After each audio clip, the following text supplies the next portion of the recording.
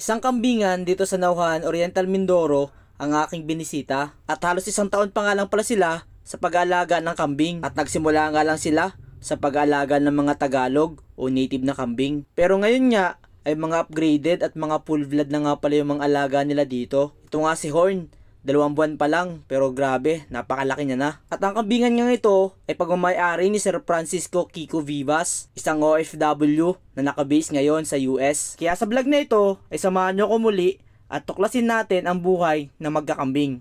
Ako si Angel Juan, isang millennial farmer. Kaya tara, samahan nyo ako sa aking kwento.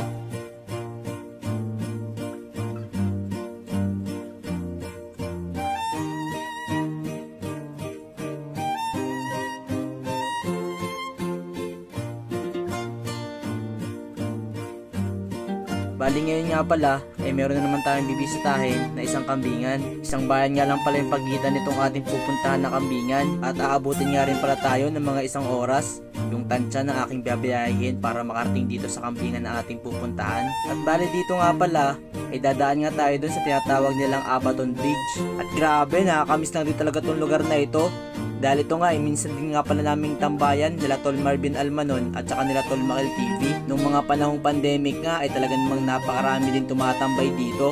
Dahil talaga namang napakaganda rin ang view dito sa may Abaton Bridge. At mula nga dito sa may Abaton Bridge ay almost 20 minutes pa nga pala yung ating biyabiyahin dito bago tayo makarating dito sa FEB Goat Farm. At ito nga palang FEB Goat Farm ay matatagpuan nga pala ito sa Barangay Nagiba, Bayan ng Nauhan, Oriental Mindoro. At maraming salamat nga din pala kay Kuya na nagbukas ng gate para dito sa atin. At ito nga pala yung itsura ng kanilang kambingan pagpasok mo ng gate. Kaya naman pinasok ko na nga rin pala itong ating motor na si Raani at maghahanap ka lang tayo ng kunting masisilungan itong ating motor. At nung mapark ko na nga yung ating motor ay bali tumawag nga pala dito yung may-ari nitong kambingan na ating bibisitahin. Kaya naman shoutout na nga din pala po kay Sir Francisco Vivas sa pag-invite niya sa atin dito sa kanilang kambingan. Nandito na po ako sa inyong kambingan. Okay. Si yung pamangkin ko nasa nagdadrive siya ngayon. At big shoutout na nga rin pala po sa pamangkin ni Sir Francisco na si John Gillier sa pag-invite niya din sa atin dito sa kanilang kambingan. At meron nga din pala sila dito mga Belgian Malinois at ito nga ay kasing edad lang ng ating aso na si Sander. At ayan, at ito naman nga pala yung bagong gawa na goat house sa FPB Goat Farm. At ito naman nga pala yung kanilang full blood na si Horn. At ito nga ay 2 months pa lamang. At dito nga ay bali nagsusupplement nga pala sila ng gatas para sa kanilang mga bakling at saka sa mga duling nilang mga alaga. At halos nasa 1 taon pa nga lang sila simula nung mag-alaga sila ng mga kambing. At katulad nga ng mga karamihan na goat farm ay nagsimula nga din lang sila sa pag-alaga ng mga Tagalog o native na kambing. Pero ngayon nga ay meron na nga rin silang mga upgraded at saka mga full blood na kambing. At alam nyo ba na itong blackhead bower na ito ay minsan na nga rin palang pinanlaban bilang pang show na kambing. Kitang kita mo talaga yung ganda ng structure ng katawan ng kambing na ito. At ngayon nga ay inoobserbahan pa nga nila kung buntis na nga itong kambing na ito. Ito nga palang blackhead bower na ito ay nabili nila sa halagang 180,000.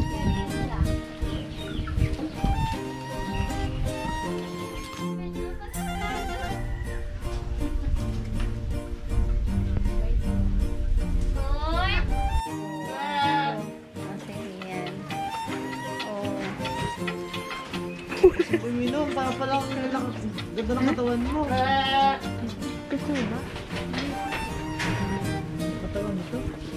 At bali dito nga pala sa kanilang kambingan ay meron nga silang 6 na doe na mga full blood, 2 mga buck na full blood at meron na nga rin silang 11 na paanak dito na kanilang mga full blood na mga kambing. At patuloy pa nga rin sila nagpaparami itong lahi ng kanilang mga full blood na kambing. At sa mga magtatanong naman nga po pala kung meron silang mga pang-out ngayon na kambing ay ilalagay po natin sa comment section yung link na kanilang Facebook page. At the same time, ay nasa comment section na rin po yung Facebook account ni Sir Francisco Vivas. At dito nga pala sa kanilang kambingan ay hindi nga rin pala biro yung naging gastos nila dito sa kanilang goat house. At alam nyo ba, nakalahating milyon na agad ang nagastos nila dito sa pagkapatayo ng kanilang goat house? Opo, tama po kayo na narinig nyo.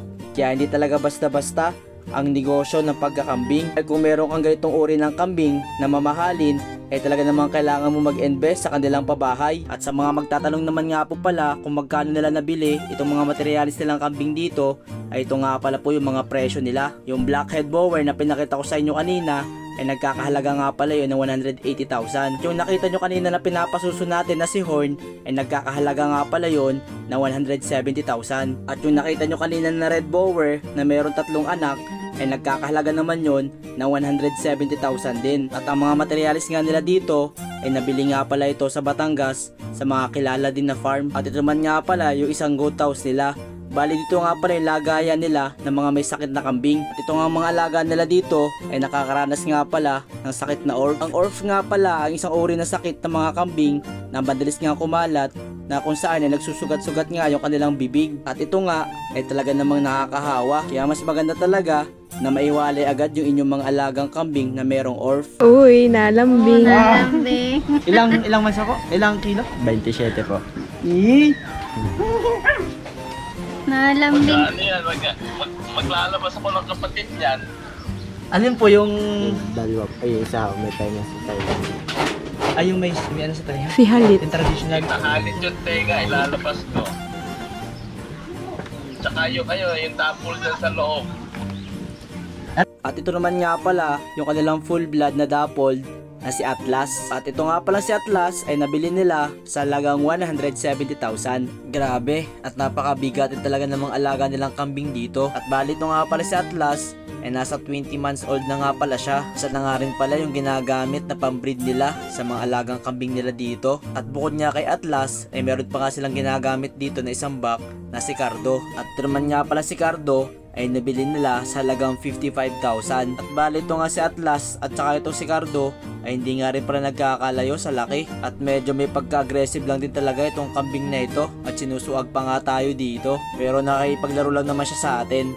Dappled head nga pala ito si Cardo kasi meron nga pala siyang batik-batik dito sa kanyang may ulo. Itong ang ganitong kulay ay mas mura nga kumpara sa mga dappled, pero parehas nga lang bower yung kanilang breed. Sigurado ako na marami na naman tayo matatanggap na mga negative comment regarding sa presyo nitong ating mga na-featured na mga kambing. Pero kung totoong breeder ka ng kambing ay mauunawaan mo naman talaga yung ganitong presyo ng mga kambing. Kaya sa mga taga Mindoro nga pala po dyan na merong mga farm at sa mga kababayan ko nga dyan na taga Mindoro na meron ding mga alaga na kambing ay pwede nyo nga pala po akong i-message para ma-feature ko rin po yung inyong mga kambingan. At sa mga followers nga pala po natin taga Batangas ay pwede nyo nga rin pala po ako i-message para mapuntahan ko nga din pala po yung inyong kambingan at ma-feature natin dito sa ating Facebook page. Upang sa ganun po ay makatulong na rin ako sa inyo na makilala ang inyong farm at ang inyong kambingan. Basta PM is laki lang po para may schedule natin. At sa mga nagtatanong nga po pala kung meron silang stud service ay sa ngayon nga po pala ay wala pa silang stud service na ino-offer. At ito nga kanilang mga back dito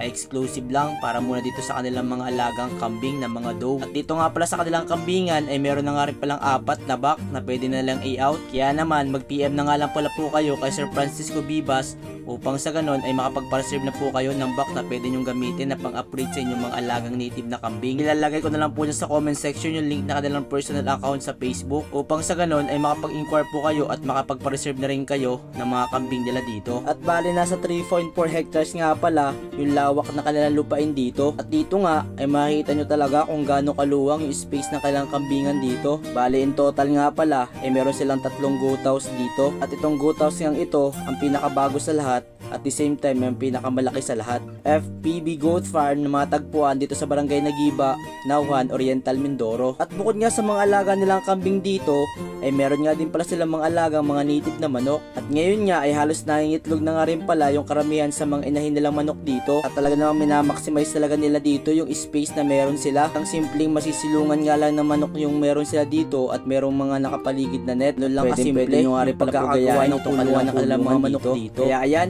at muli nga pala po nagpapasalamat tayo kay Sir Francisco Kiko Vivas sa pag-invite sa atin dito. At the same time ay maraming salamat nga din pala po kay Ma'am Vanessa Masangya. Siya nga pala yung isa sa nagmamanage dito sa kambingan. At bukod nga pala sa mga kambingan nila dito at mga manukan ay meron nga din pala silang plantation dito ng mga kalamansi. Bali ito nga palang puno ng kalamansi dito ay nasa halos 1 taon pa nga lang pala ang mga ito. Pakaganda pa naman talaga ng kitaan sa kalamansi ngayon dahil medyo may kamahalan nga yung presyo ng kalamansi ngayon sa merkado. Kaya talaga sigurado magiging maganda yung retirement ni Sir Francisco pag umuwi siya ng Pilipinas. At nabanggit niya pa nga rin pala sa akin na bibili pa siya ng mga lupain dahil para sa kanya ay kulang pa itong kanya nabiling lupa.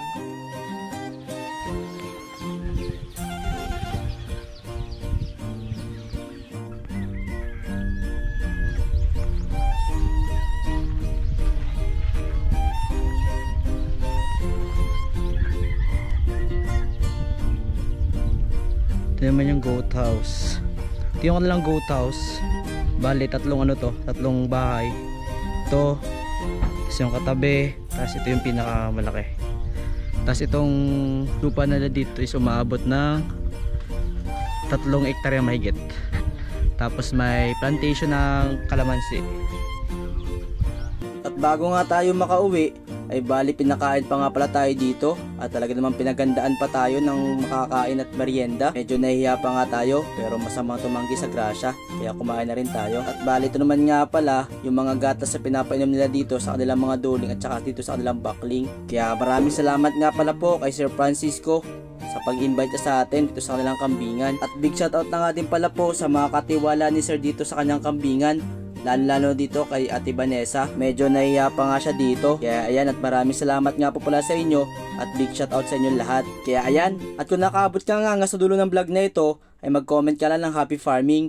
Para sa next vlog po ay ma-shoutout ko po kayo. Kaya this is your Millennial Farmer, ang Hiluan Adventure. At hanggang sa muli, paalam!